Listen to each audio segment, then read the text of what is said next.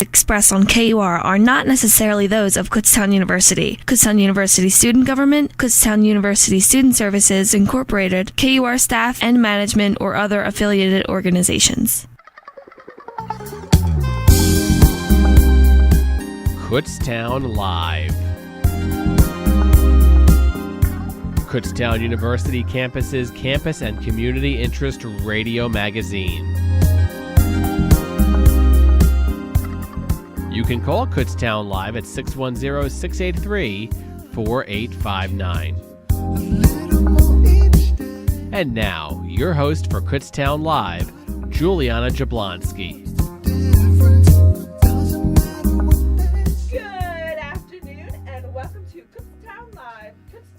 University's campus and community talk show. I am back again to host my second year of Kutztown Live, and today we have a co-host, George Fladlin, who was a previous host of KU Live. Welcome back, George. It's great to be back here on KUR. Back when I was a freshman, it was a great opportunity, and thought I'd give it one more go-around before I cross the stage in May. So great to be back, Juliana. Welcome back. It is good to have you. It is sure good to be back here in the KUR studio. Today kicks off the official start of all the KUR shows. Today, we will be speaking to Dolores Hess from the Kutztown University Health and Wellness Center, and she will be filling us in on the new Mind Care kiosks that have been recently installed here on campus. And then later on, we have Mike O'Mara speaking to Dr. Mo Folk and Keith Massey in regards to the new social media minor that is being launched here at KU. Here with us now is Dolores Hess from the Health and Wellness Center. Hello, and welcome back to the show. We know you were here last year, but welcome back. Hi, Juliana and George. Thank you very much for having me back. Welcome back. It's good to have you. Do you want to start off by telling us exactly what this new screening thing is? Sure. It's called the Mind Care Kiosk. Another name for it is Checkup from the Neck Up, and it is a mental health screening tool. The kiosk itself is a touchscreen computer that is available for use for KU students, staff, and faculty. And it's available to us by a grant that we secured at the Health and Wellness Center from the Berks County Mental Health Developmental Disability Services. Go ahead. I wanted to say that we were thrilled that the kiosk was being delivered today. And it has been delivered, but I hear that it is in the facilities. It was delivered to facilities instead of the library. So we will hopefully have it up and ready in the library in a day or two. All right. And why would someone want to take one of these screenings? Well, the kiosk will provide online screenings for students, staff, and faculty in a safe, anonymous way for individuals to check in on their mental health. The screenings will take about 10 minutes max, and at the completion of the screening, and depending on the answers to the questions, the individuals will be provided with an assessment of their mental health based on their answer to their questions. They will be provided information on whether the results appear to be consistent with a mental health concern, and they will also receive access to quality local treatment resource page, including the counseling department at KU. And where is this screening take place? Well, kiosks are designed to take place in public places in an effort to remove the stigma around mental health. We will be housing it in the library, in the main hallway of the library through the main doors. What we're trying to do, as I said, is to remove the stigma. If you go to a pharmacy and you have your blood pressure checked by one of those screening tools, most people don't think anything about that, and they don't worry about anonymity with getting a blood pressure screening in public. And we're hoping someday that we can remove the stigma from mental health by individuals being comfortable to go up to a kiosk and be able to do a quick assessment of their mental health. one thing we want to remember is that screenings are educational, they're not diagnostic.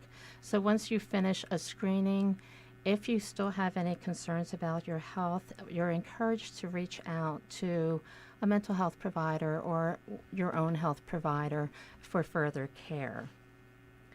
And I'm aware that the kiosk isn't the only place that you can take this test online. You can go and get a screening also. Yes, you can go to the library when it's set up, hopefully in a day or two, and do the screenings at the kiosk. But if you prefer to have more anonymity, you can go to any computer of your choice, one in your room, one at your home, and you can do a screening online. And there is a website for that. It is called screening.mentalhealthscreening.org/Kutztown. And after you take these screenings, what is kind of the answers, or what does it usually tell you, or what comes of taking a screening? Like after you take a screening, what's the next step or something? Well, just remember that this is confidential information, very anonymous information, so no one on campus will be receiving any information from your screening except for some demographic information and the number of screenings that were done, say, for depression, but nothing will be linked to an individual. And so if you feel like you need help or you need to speak with somebody, you really need to reach out to a health provider at the health center or the counseling center or to any of the services listed on the research page. I feel like this is a really great thing for Kutztown. How do you? What are some of the benefits that you see of these kiosks and the ability to have this kind of information provided for students and people on our campus? Well, we did talk about the stigma earlier. If you would have any other physical disease that you have been diagnosed with, such as diabetes or high blood pressure, individuals are very comfortable talking to other individuals about these diseases. And we're hoping someday, getting rid of the stigma, individuals that are diagnosed with anxiety or alcohol abuse, etc., will feel comfortable being able to discuss this with maybe family or friends. Removing the stigma will hopefully help students to understand that there is help out there for them. There are services available. They just need to reach out. And what different types of screenings are available? There are several different screenings available. There's a depression screening, so if you're feeling very sad or down or empty, you would want to do that screening. There's a screening for anxiety. There's a screening for anyone who's experiencing mood swings, such as very high and very lows, and that would be the bipolar disorder screening. There's a post-traumatic stress disorder screening. There's an eating disorder screening if you're concerned about your eating habits, and there's an alcohol use screening if you are concerned about your drinking habits, as well as a substance use screening if you're concerned about your difficulty controlling substance use. And I know that I myself was able to go online and see what types of screenings were available, and I was even able to take a few of the screening tests to see what they're like. And they're really short, about 15 questions, and they give you a quick answer or just kind of summary of what your symptoms seem to be, and then they have links to anyone that you can call. But it is, I think, a very quick way. The tests are only 15 questions kind of thing that you just click a button and give an answer. So I think it's something really simple that anyone can do. That's right, Juliana. And listeners may think, why are we doing this if it's totally anonymous and we can't reach out to a student? Besides getting rid of the stigma of mental health, we will also be receiving reports weekly from the company completely anonymous, and there will be no information that would relate to any individual person. But it will give the university tools that it needs to see what the concerns are from the university community and what kind of resources that we need to offer in the future. And what, I guess maybe advice, or what would you tell someone who gets says that they're feeling more depressed or anxiety, that their screening shows up that way, but they're not sure about speaking to someone in person? There is on the resource page. There are several numbers that are hotline numbers. Whether it's depression, whether you have thoughts of suicide, whether you have alcohol issues. You can reach out to one of those phone numbers, and then you're talking to a counselor on the other end of the phone, and you're really not doing a face-to-face. But I do encourage you to reach out and seek help. Maybe talk to your family, maybe talk to the Health and Wellness Center and see what we can do to help you. And where are specific places on this Kutztown campus that we can go for this additional help? There's resources all over campus. We have the Women's Center, the GLBTQ Center. We have the individuals at CASA. We have the Clinical Services Center in Beck Hall, as well as the Counseling Center in Beck Hall. So any individual on campus can, if you feel open to be able to discuss with someone that you know on campus, one of the employees, they can encourage you to seek help and steer you in the right direction. And George, I know you're over in the other room, so it's hard to see you, but do you have any other final thoughts or questions about the new kiosks that are coming out? No, I mean, I think it's a wonderful thing that our university is embracing with mental health, and even within the music industry as well, with the rapper Logic. I don't know if you know this song or not, but it's called 1-800-273-8255, and that is actually the phone number for the suicide hotline. And since that song has been released, the amount of calls been given to the Suicide Prevention Center have increased exponentially, and have helped so many individuals, especially our generation, because we're mostly into hip-hop and R&B, that kind of thing. So definitely trying to get into the minds of young people and try and help them in any way they can is a great thing. I saw on the Music Video Awards, he did a performance of that, and I heard right after that performance, and he gave a little speech, that calls increased by, I think I saw 50%, and they're like, someone just with that who can take a stand and say that, it makes a big difference. That's right, Juliana and George. Getting information out to people is the first step, and letting them know that they're not alone and there is help for them. Some things that I would like everyone to keep in mind as they're using either the kiosk or the online screening tools.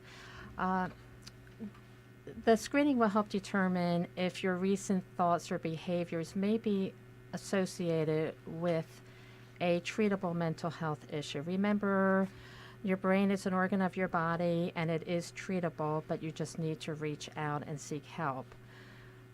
We cannot link any of these screenings to one individual, so I just want everybody to be clear that these are totally anonymous, and it only takes a few minutes to complete a screening, and at the end you will be presented with information and next steps as far as resources. So if you are feeling in need, please reach out either online or at the kiosk when it's available in a day or so, and see what we can do to help you, or reach out to any of the offices that I've mentioned already. All right, and I know on the website that you can go on your own computer, they have articles that you can read about all the different the anxiety or alcoholism and things. And so I think taking a look at that website even just has more information for anyone to find out about this as a whole. That's right. When you first go on to the screening, you're going to be given information that lets you pick which screening you want to do. And also, as Juliana said, there's articles on several diseases that or disorders that you may be experiencing, and give you further information about it. There's also a disclaimer next to the article link, and that will also, it says private policy, and that is also a disclaimer that assures you that this is confidential and anonymous. Well, thank you so much for coming in today to speak to us about this. I think this is definitely a big step that Kutztown is taking. I'm not sure I've heard of it in any other schools going on, and so this is super cool to hear, and I hope students will take advantage of this. Thank you very much, Juliana and George. Thank you. Thanks for coming on. We'll be right back with more of Kutztown Live.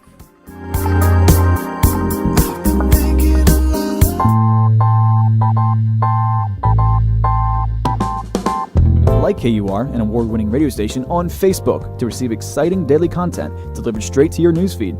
You'll discover diverse music, breaking news, and engaging student DJ content. Visit facebook.com/KUR1670 to join the fun. Remember to use hashtag KURadio on social media. We are the radio voice of Kutztown University, KUR.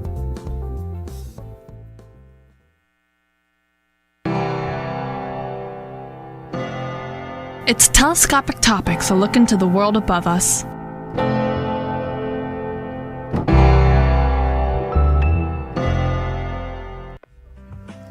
There's always been a deep thirst and hunger to know more about space.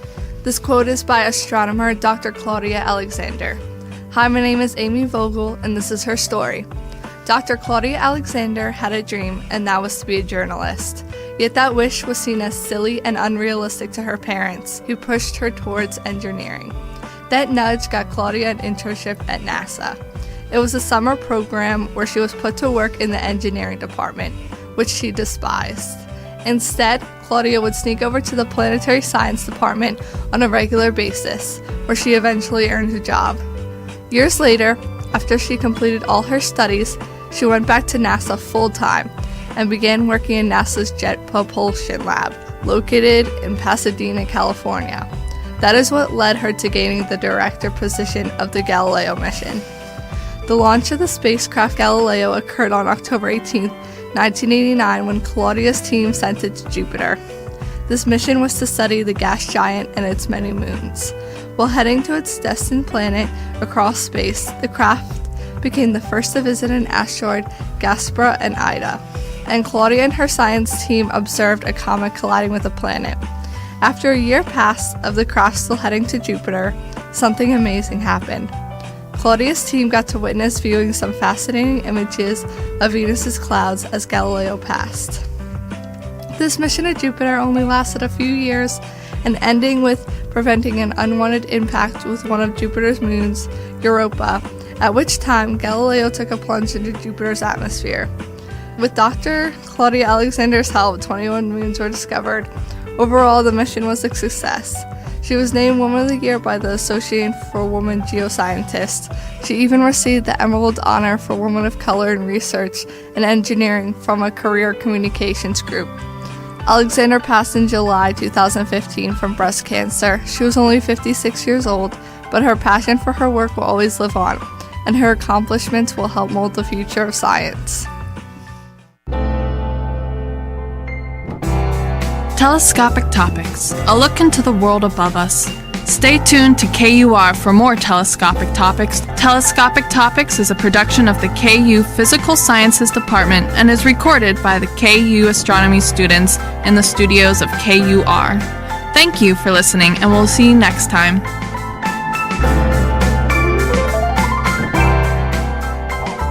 A car crash on Route 222. A big local court case. A protest at a school board meeting. A fire in Maxatawny Township. Who's reporting on all of these? Not Reading, Allentown, or certainly not Philadelphia stations. But KUR is. News at the top of every hour, 24 hours a day, and for late-breaking news sometimes before we can even get it live on the air, our Twitter feed at twitter.com/KURadio. KUR is your news leader in northeastern Berks County.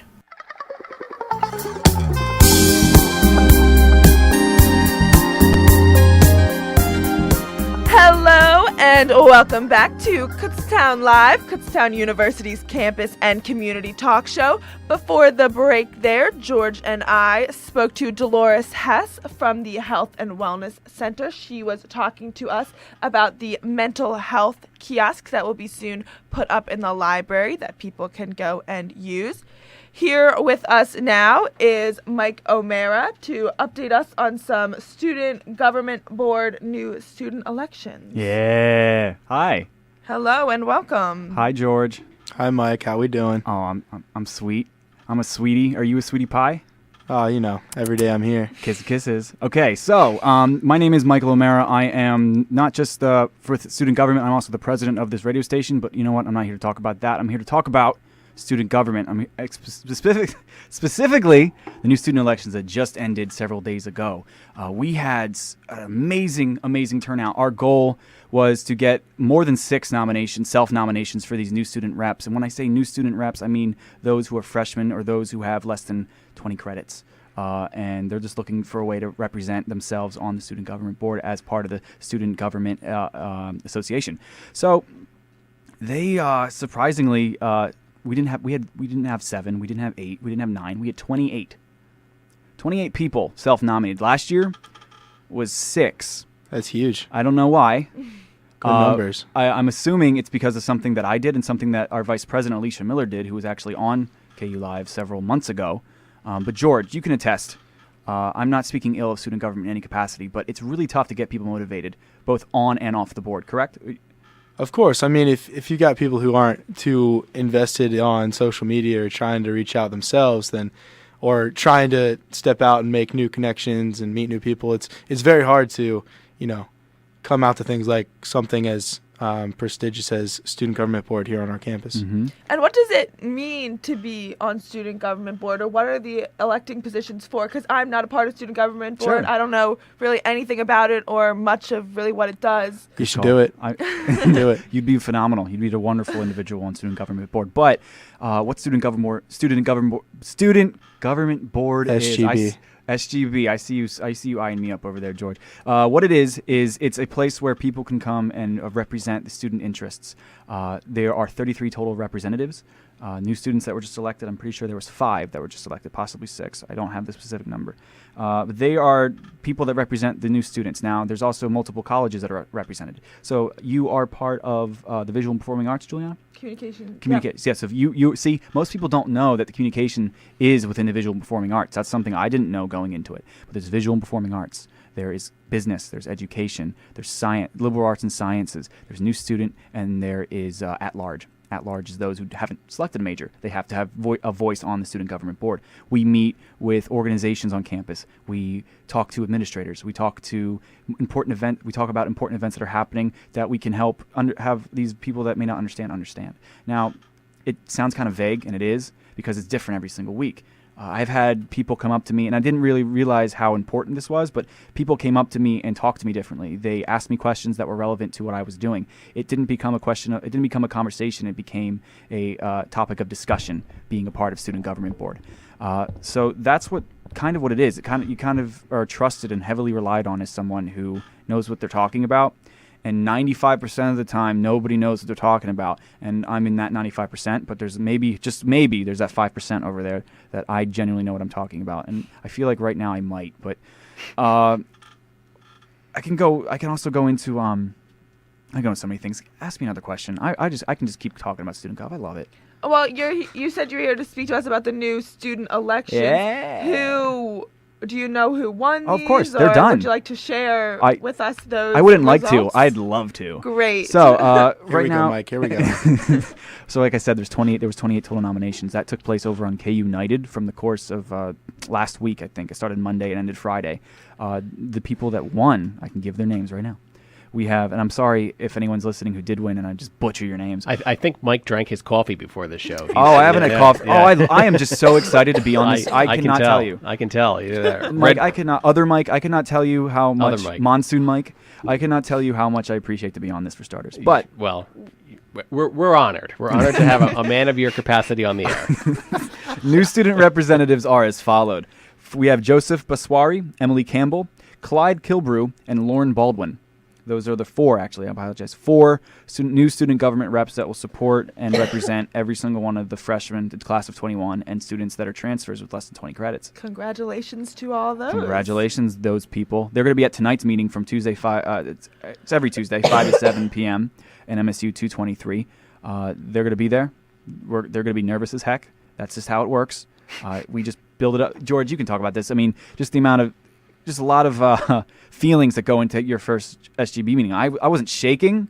It's nerve-wracking, but yeah, 100%, because you are a freshman. I mean, I wasn't a freshman when I did it, but neither was I. Even when you come into your first meeting, it's just like all these people. They set up in large tables with their names printed on it. It looks really official. Yeah, I everyone's was scared. Dressed nice. I almost peed my pants. I did pee my pants. Oh, all right, Mike. You okay over there? No. Yeah, She's good. I think I have like allergies or something. Allergies, yeah. I hate allergies too. No, those freshmen have no idea what they're getting into, and it's a great thing because they're going to be serving just over 9,000 students here at Kutztown. Mm-hmm. And the weight of that really was amplified last year when we had to deal with the whole strike and that kind of deal. Yeah, the strike was very big. And we were pushing out information to students, and that was kind of our go-to. People were asking us. That's how I got associated. That's how I became involved in student government. During that, I had to cover a strike. I had to cover the meeting regarding the strike for a journalism class, and it became not passion of mine, but it became, what is this about? And it just started really turning into more and more questions after that, and I just kind of, it was a bit of an insatiable feeling. But I can go over right now the amount of votes, because this is really important. Who can vote? Oh, who can vote? Well, for this election. I mean, in any other election, anybody. But with these new student elections, only people that are freshmen or with less than 20 credits and have paid their student activity fee. So only freshmen voted for the new freshmen, or new transfers. Or transfers with less than 20 credits, correct. So those are the qualifications that existed to elect, to nominate and also run and be elected via K United. But one of the biggest problems that we have with dealing with voting is the amount of turnout, especially with freshmen. It's just a stigma that exists that the younger generations just don't check their emails, and primarily that's how we push through that in social media. Guilty as pleasure. Yeah. Guilty I check mine like a mini game. It goes like 12 times. I just swipe it up and down like 15 times a day. I'm insane. I need to start doing that. I did not check my email nearly enough. It's bad. Well, out of the total, there's about 2,100, about 2,000 to 2,100 total amount of freshmen. We considered to be a successful, any successful marketing campaign in any capacity, you need to reach about 10% of your audience. We did that. We had a total of 233 votes for new students. Nice. Freshmen voting. We didn't anticipate those kinds of numbers. But with the hard work, and Alicia Miller, the vice president, will tell me it was me or something. It wasn't. I consulted, I disseminated, and then I kept an eye on things. She did all of the back-breaking hard work. She reached out to everybody. So if there's anyone who's going to give credit, it's her, and she'll be the last person to say she did anything. So Alicia Miller, when I send this to you, you better listen to it, and you better not say it was not you. It was 195% you. Great job, Alicia Miller. Hardworking individuals in the SGB office. Exactly. How many people work for SGB? Is it a large group of people, or is it generally a smaller group? When you say work, do you mean represent? Represent, yeah. Sure. Sorry. 33. 33 people? There's an e-board. There's 5 members on e-board. They're stipend, I believe. And then myself, I'm the PR chair. Okay. So I head the PR committee. So I deal with any of the branding, like social media branding, on-campus branding, events, that kind of stuff. Wait, Mike, you do PR? I do? You do? Yeah, I do. No way. That was the last possible thing that you could have thought about that I do, huh? Yeah, no, I'm the PR chair. Public relations, right on student government. Hashtag KUSGB, located in MSU 196. That's the plug. There's the plug. Yeah, here you lead. That's. Let's hear you roar. Oh no! Yeah, no. There's the. You don't I twisted have to glitter to be gold. Okay. You don't have to glitter to be gold. Or what is the saying? Is that it? What? That's it. That's the new banners all over campus. You don't have to glitter to be gold. Gold that shines. Gold doesn't glitter. But yeah, that's it. Gold shines. But other than that, we're ridiculously astounded that this amount of turnout existed in these elections. According to Alicia Miller, she's been here for 4 years. She's never seen that kind of turnout. She's never seen that kind of nomination participation. A lot of people just don't understand. I didn't even know that was a thing when I was a freshman. Exactly. So. Like the fact that they paid attention to their correspondence, their official correspondence. Yeah. The fact that they engaged the public on social media through the class of pages, through their own personal accounts, and to continuously do that for an entire span of the first week that they are on campus. It's phenomenal. I wouldn't have done it. I wish I did. Because I'm not saying that SGB is better. You're not better to be on it. Otherwise, if anything, you're less because you represent it's not about you. It's about who you represent. It's your constituents that are on the board. But they have such a leg ahead of I guess the competition. Everyone's out to compete. We're all out to beat the heck out of each other, I suppose. But they have a leg. They have such a far leg ahead of how everyone else is doing things. I wish I did that. I sat in my room. Now, Mike, I played video games. Now, Mike, I know that the new member elections are just over, wrapped up, and things like that. Yeah. Now, if I was not myself, but if I was already a student with more than 20 credits, can I still get a part of SGB? And how so? Do I have to be elected or? Okay. Well, what's that George, like? have you paid your student activity fee?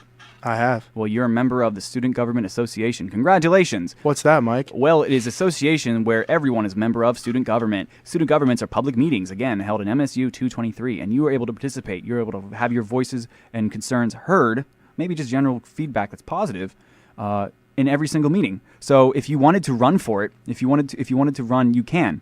There's multiple, like I said in the beginning of the broadcast, there's multiple positions available through every single college.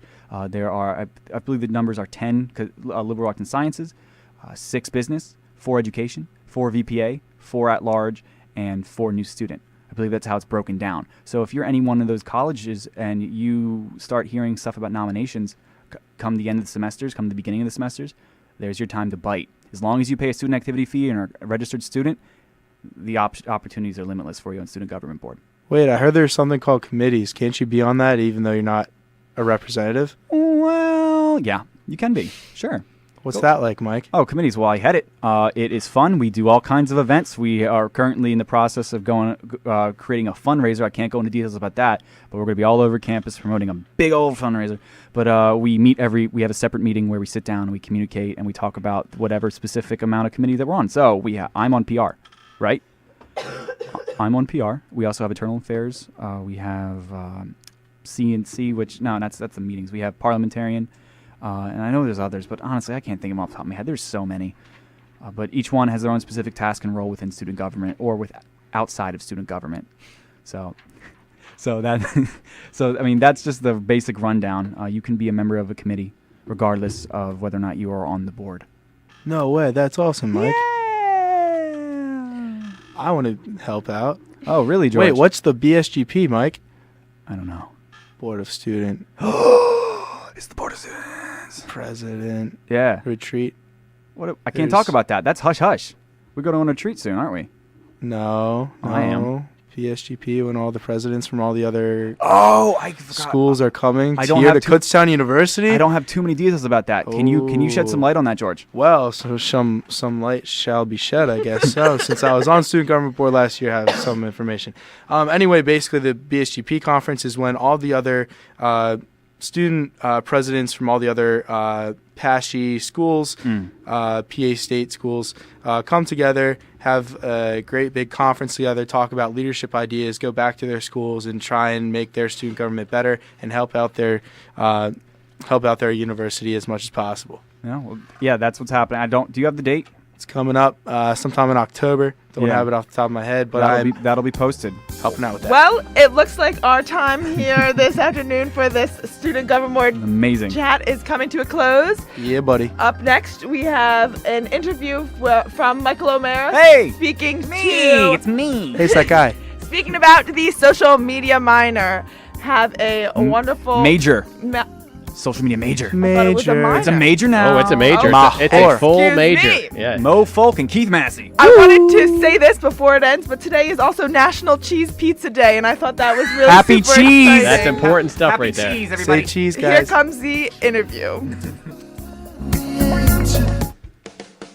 Did you know Kutztown is home to a Starbucks? That's right. Located on the second floor of the McFarland Student Union Building right here in Kutztown, enjoy the smooth sounds of KUR as you sip on your coffee, latte, or tuxedo hot chocolate in the clean, comfortable, contemporary Bear's Den Lounge. With Starbucks, there's no need to venture off campus just to grab your wake-up cup of coffee or any of a sampling of great fresh baked goods and tasty treats. Visit Starbucks today and set your day in the proper direction. Starbucks is open normal semesters Monday through Friday from 7 a.m. to 11 p.m., Saturday from 9 a.m. to 9 p.m., and Sunday from 11 a.m. to 11 p.m.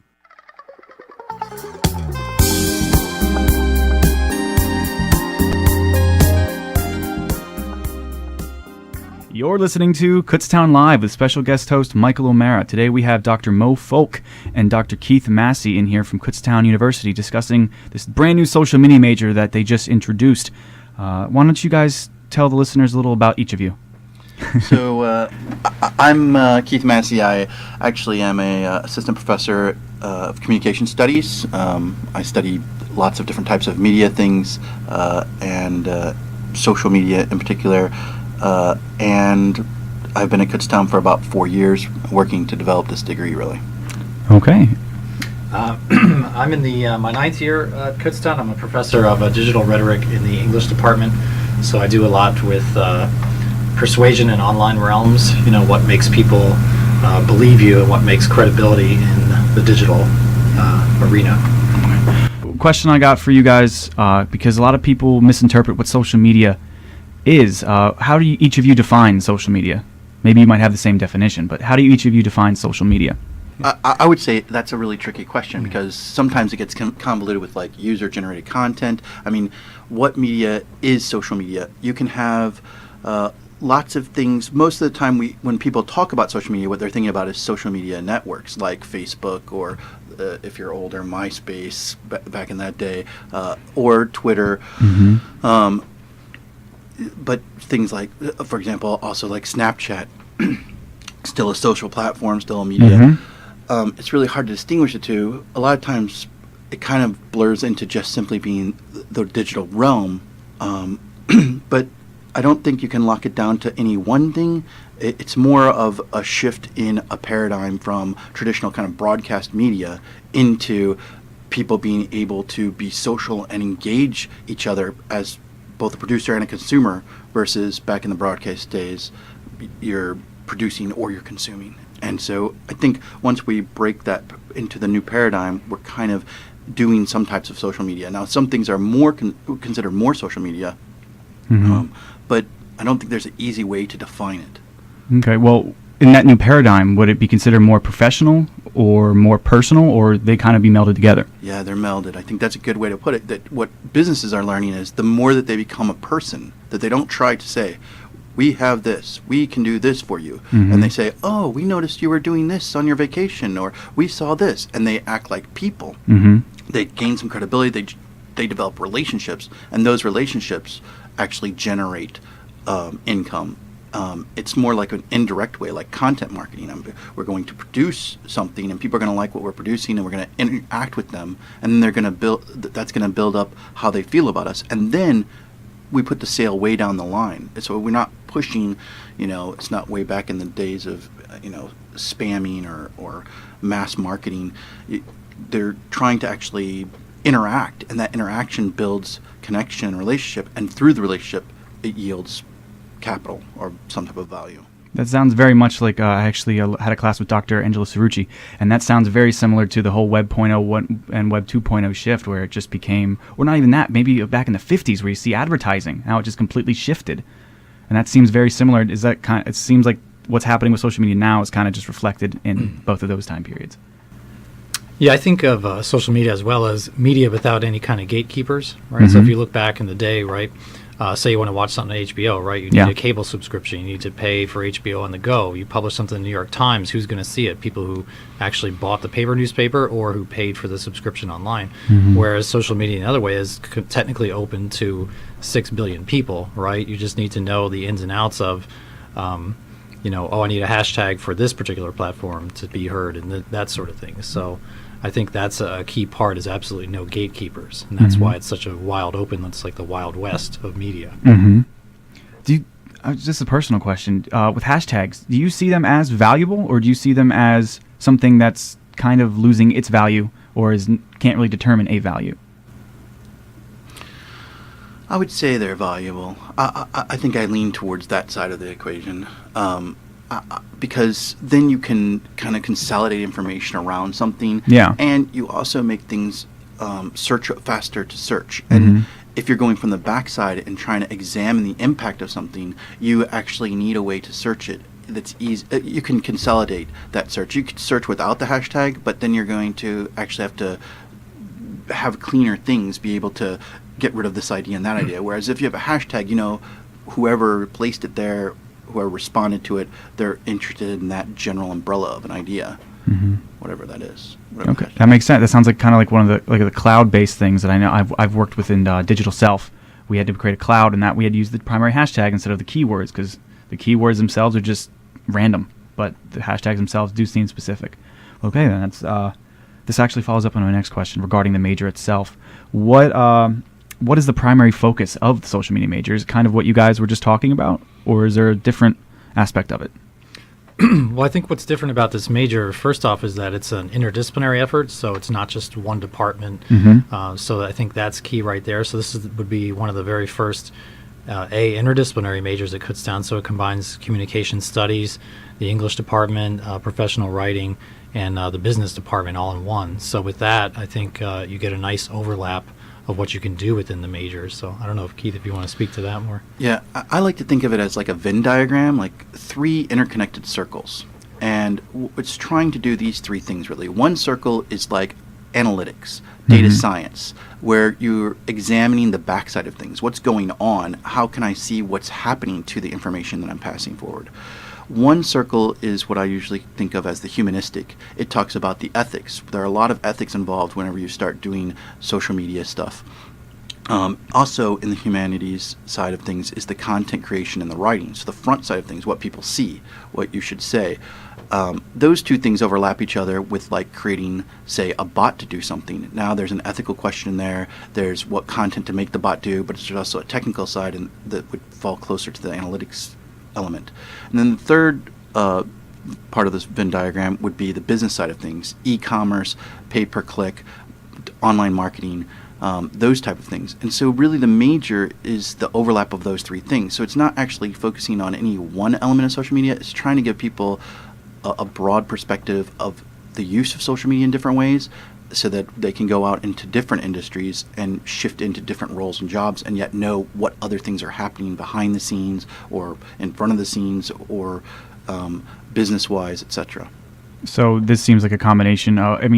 When someone hears social media major, they might assume this is about learning about the channels like Snapchat or Facebook, but that certainly doesn't seem like that. This seems like a combination of theoretical approach and like a quantifiable approach. Would that be correct in saying?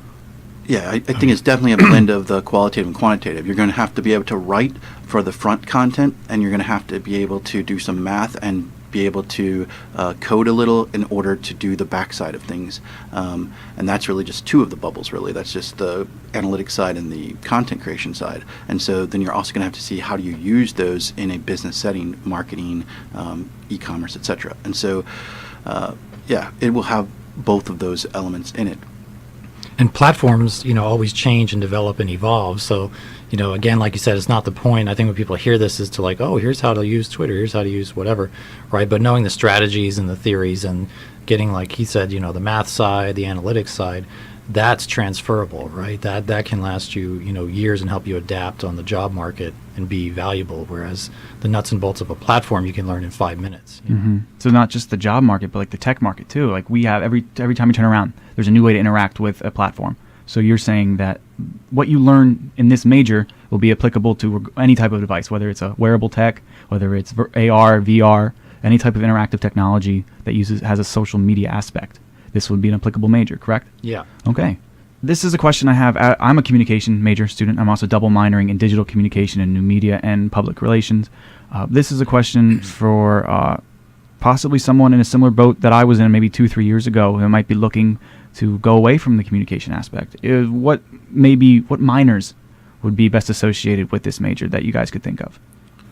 Well, I would say it's odd that you would say that, because there's an email sent to me from another student who's exactly in your situation, who's considering taking the new degree instead, and is wondering, should I take the new degree or should I stay where I'm at? And I think it's going to depend on a few factors. Maybe one thing that might be limiting for a person transitioning is the quantitative side of things. If you went comm, digital communication and new media, and PR, you're not going to run into nearly as much quantitative stuff. Yeah.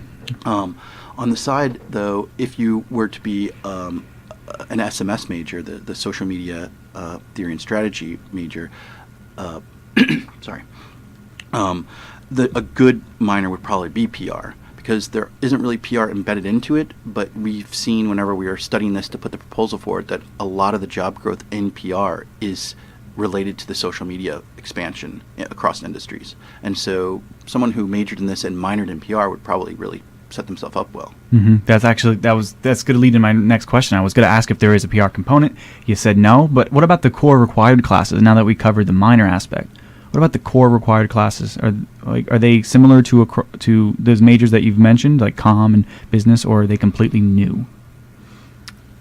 There's a mix of existing classes and new ones for this one, and they're from those three departments. So you have a marketing class. You have the digital rhetoric class that you had is in the core. Yeah. Social media analytics is in the core. Plus, we have new courses developed specifically for this, sort of like the more introductory level to get people in, like social media ethics and things like that. So important sort of bedrock stuff to move into your other classes. Are you able to talk about that class at all? That should be offered for the first time in spring 2018. So looking at what kind of things, sort of like the parameters online, like what's okay, what's not, and how does that impact your choices on the back end and the front end. Plus, in a larger sense, if you look at how are the companies treating the people and the data on there, and how is that going to impact people once they get out, and work within those parameters as well. Is there a required internship for this major? That's a question that I've already been asked myself, and I didn't have the answer for. Yes, we have a required internship, and there's a capstone. We've been developing interns for the last couple of years, and we have a lot of people that are looking for people, but we never, this is part of why the major is coming about. For that particular skill set, we haven't had a lot of people we can slot into these internships. So we're really excited till we can get those students who are like ready for their internship, because we have people that are just dying to get some of the students in these slots. So in the past, you've had internships that wanted to be in this profession but weren't really given the tools, because as a comm major, there isn't a quantifiable aspect. It's very theoretical heavy. The first time I was introduced to this quantifiable information was with Dr. Cerrucci and Mo over here. I'd never really experienced that side of the coin that I was learning, but it seems like you get both sides of the story, because they're both equally, to me as a student, extremely vital and important. Without one, the other is useless, in my opinion. Would I be correct in saying that? Yeah, I think like from a business standpoint, if you don't have the quantitative side and you don't have the back side of things, it's almost like you're producing a lot of things, but you have no feedback mechanism to know what's happening to them. So you don't know, should we continue this campaign or not? Is this successful? Is this going to the different markets that we want it to go to? Where is it headed? What's it doing? Or is it stalling out? How successful is it? How's it trending, etc.? So you got to be able to analyze your feedback in some way, and people who don't study the backside of things, they just kind of do it by the gut, like, oh, that seemed good. Oh, people that I talk to like that. But you're going to have to find a way to actually quantify it and say, is this happening statistically? Or is this, can I use this to forecast in some way? And people don't usually have that skill. Well, with the analytic data, I know I analyze a lot of the basic analytic data that is provided from Twitter, Facebook. For someone who just uses social media for basic business-related information, I look at that, and I also share that with other people, and they seem to say, that sounds good, but it doesn't really paint the full picture. Is this major able to look at that analytic data and expand on it, or is it just going to teach the same thing? No, it will be the so you can get analytics through different things. So, for example, Twitter analytics. If you have a Twitter handle, you go in, you can see how many impressions it had, you can see how many times your profile was clicked, how many new friends you have, how new followers you have, etc. That's pretty basic level stuff. Yeah. What one of the classes, the social media analytics class, does is it actually goes through the Twitter API and pulls data, and then it's pulling everything. It's pulling metadata like geotags, the location of individuals tweeting on the hashtag, or their metadata like what they put in their profile, what do they describe themselves as, and so you can mine that data for patterns and trends so that you know who's listening, who's doing what, and so now I know how to reshape my message. Now I'm back to content creation because now I know this information to shape this information, and then the loop goes back again. I don't think people understand just how much information is put out there through basic use. People hear that words you just said, like they would hear data mine, and they would get a little freaked out. But you're just talking about basic information that is on any profile anywhere. It's not. You're not. That's just how it works. That's absolutely fascinating. And the basic information, like you said, is there and it exists and you can see it. But like you said, there's a so what factor, right? So until you learn how to make sense of that data, like what does it actually mean? And on the other side, if you just keep saying, everything's working great, and you have no proof to back it up with the quantitative, we're at that spot, in the way we make meaning now, where that's not good enough either, right? So that's where we're trying to get those two sides of the coin, that are so specific. And I think students don't realize too how much information they're putting out. So I think it's sort of an interesting thing to see where you can pull up exactly where, what house sent this tweet. You can track it down to that level, right? So how does that affect what people... A cell phone plan. Yeah. You can see what that's basic information. You go on that Twitter analytics and you can see if they tweeted from a Verizon phone, not Verizon iPhone or Verizon Android. And I think that might be a little much, but that's basic information that's available anytime, anywhere. These next few questions kind of talk about the more post-social media major. One of the most important questions that I've gotten, question that pops into my head is, how is this applicable to the job market once everything's said and done? What would someone get? What could someone anticipate getting through this major? How would this look to a potential employer?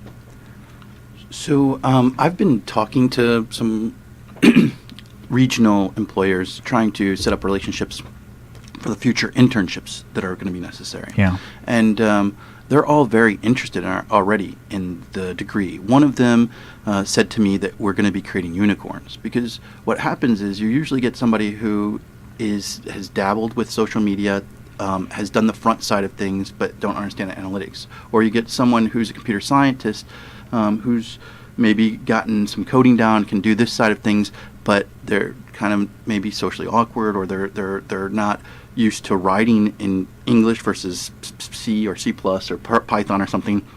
And so we're trying to kind of merge categories, because this is a very big new industry that is kind of not an industry, because it goes across all the different industries. So it's not like if you study chemistry, you go and become a chemist. If you study this, you might be working for Caterpillar. You might be working for HP. All the different industries are actually moving to use social media and to analyze their social media and to track their social media. So it's not really industry dependent, which gives a lot of freedom to future grads. Mm-hmm. So it's, in a way, the traditional marketplace for the traditional workplace is becoming evolved through social media. Because that's something I've encountered working in traditional work environments. People that have been in their businesses for 20, possibly 30 years. And I'm not saying that they don't have it down pat. They have a very specific way of effectively doing things. But when you see and try to approach social media from a different perspective that they don't understand, they tend to question it. They tend to kind of fight back a little bit in terms of, I don't think that's how that goes. So you're saying that with this ever-changing job market, people are going to start understanding, the employers are going to start understanding that there's benefit to this aspect and this perspective of social media. Yeah, I think they already really understood. They're starting to shift that way. So at Kutztown, there's the small business incubator that helps local businesses, and many of them, once they heard about this new major, are contacting the small business incubator to try to see if they can get workshops, if they can get help developing their things, because they know they're behind the curve, and if you don't constantly keep up with the curve, you're going to fall behind. And here it might be even quicker because of how much kind of return on investment the process you gain from the process. Yeah, because this seems like all very proactive attempt to get ahead of the market. Does any other university offer a major like this? that you can think of off the top of your head? I mean, from the research we've done when we were putting the major together, and again, we were working on it for about 3 years. Total, it's like a really long process of, really long proposals, research. We didn't see any that had a very specific undergrad major. There are some that have certificates, like a social media marketing certificate or a graduate certificate. And one issue is sort of like, what should you call it, right? So we did some testing with names and things like that.